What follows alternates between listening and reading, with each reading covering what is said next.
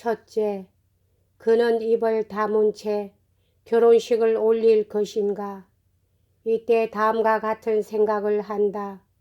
즉 아마 불행이 당장에 오지는 않겠지. 어떤 경우에도 나는 사랑을 지키며 내가 불행하게 되는 것을 겁내지 않았다. 그러나 나는 침묵해야지. 그렇지 않으면 그 짤막한 순간도 낭비되니까. 이것은 그럴듯하게 보인다. 그러나 그것은 결코 그렇지 않다. 왜냐하면 그런 경우에는 그가 그녀를 모욕하게 된다. 어느 의미에서 그는 그의 침묵으로서 그 처녀에게 책임을 지게 한다. 왜냐하면 그녀가 그 사정을 알았다면 아마 이와 같은 결합에 결코 동의하지는 않았을 테니까. 따라서 그는 난처한 시간에 임박하여 불행을 걸머쥘 뿐만 아니라 그가 입을 다문 책임, 그것에 대한 그녀의 정당한 노여움을 견디어내야 할 것이다. 둘째, 그는 입을 다물고 결혼식을 거행할 것을 중지해야 할 것인가? 그렇게 할 경우에 그는 속임수를 씀으로써 그와 그녀와의 관계에서 스스로 파탄에 빠져야 한다. 이것을 미학은 아마도 시인할 것이다. 이 경우에 파국은 아주 현실적인 것과 같이 나타날지도 모른다. 다만 최후의 순간에 하나의 설명이 계속되지만 않는다면 그렇다. 물론 그것은 뒤늦은 일이다.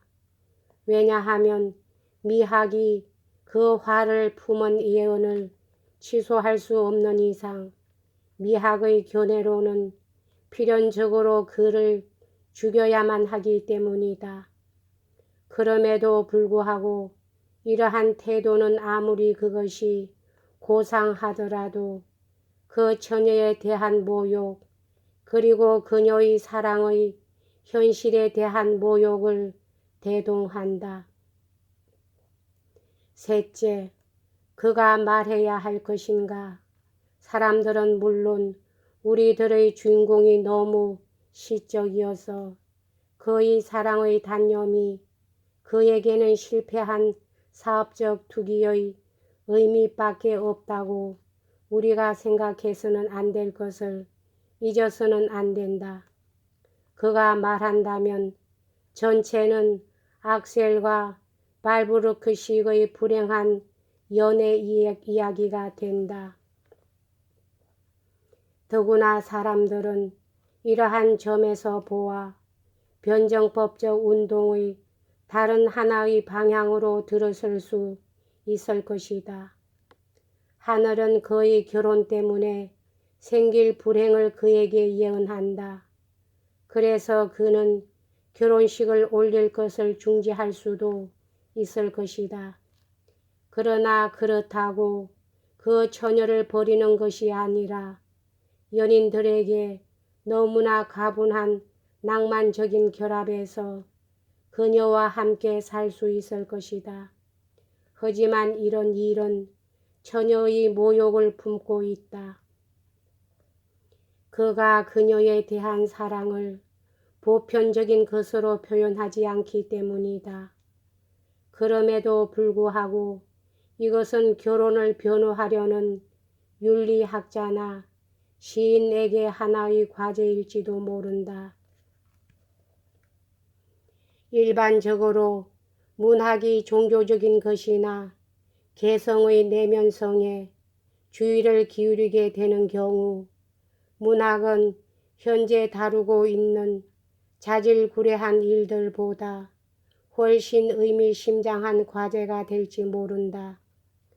몇 번 되풀이해도 사람들은 문학에서 다음과 같은 이야기를 듣기 마련이다. 즉 한 남자가 한 처녀와 인연을 맺고 있다. 그는 한때 그녀를 사랑했거나 혹은 아마 한 번도 옳게 사랑해 보지 못했다.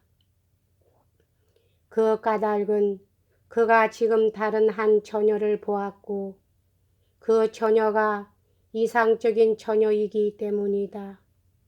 그는 멀쩡하게 실수한다. 한 길은 틀림없었으나 딴 집으로 들어갔다. 바로 맞은편 3층에 그 이상적인 여인이 살고 있기 때문이다. 이런 것이 문학에 대한 과제라고 사람들은 생각한다. 한 사람의 연인이 실수를 범했다. 그는 애인을 촛불 밑에서 보고 그녀는 검은 머리라고 믿었다. 그러나 자세히 보니 그녀는 금발이었다. 그러나 그녀의 동생은 이상적인 여인이다. 이런 것이 문학에 대한 과제라고 사람들은 생각한다. 나의 의견으로는 항상 이와 같은 사나이는 분명히 생활상 참기 어려운 녀석이지만 그가 문학 가운데에서 위세를 부릴 때에는 지체 없이 휘바람으로 불러들여야 할 시골떡이다. 다만 정열에 대한 정열만이 문학적 갈등을 일으키지 동일한 정열의 내부에서 이처럼 상세히 야단법석한다고 일어나는 것은 아니다.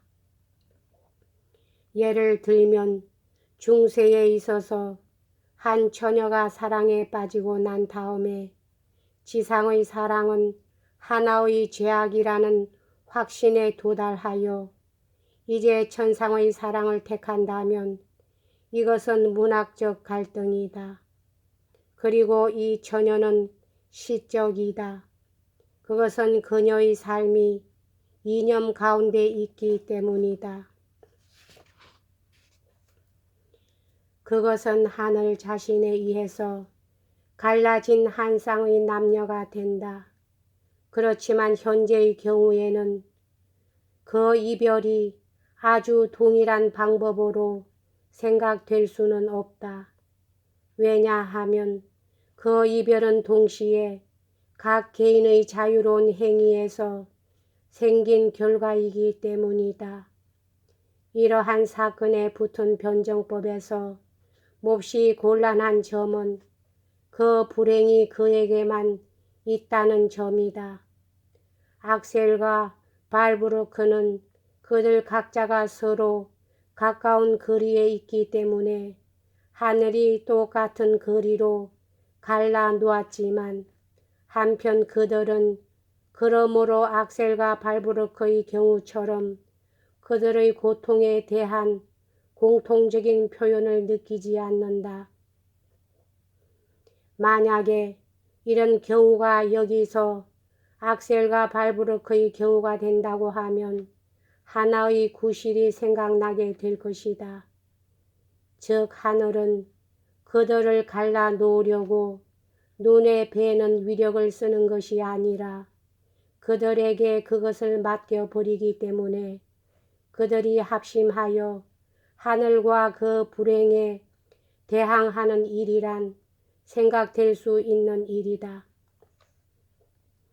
윤리학은 그러나 그가 말할 것을 그에게 요구한다. 그래서 그의 영웅심은 그가 심미적 고결성을 포기하는 사실 가운데 본질적으로 있게 된다. 그러나 이것이 이러한 경우에 숨겨진 채로 있는 그러한 공허와의 혼합물로 쉽사리 추측될 수는 없을 것이다.